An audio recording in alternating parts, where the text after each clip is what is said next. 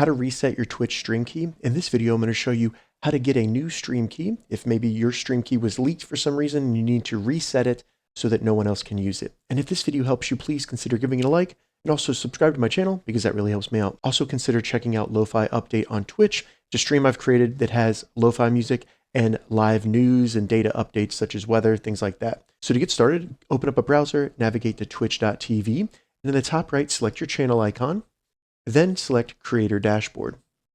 Once on Creator Dashboard, in the left menu here, select Settings, and then go to Stream. Now it'll bring you to Stream Key and Preferences.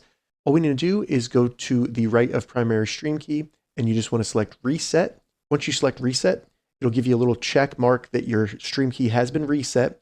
So now you can copy it and then paste it into OBS or whatever you use to live stream, and you now have a brand new stream key.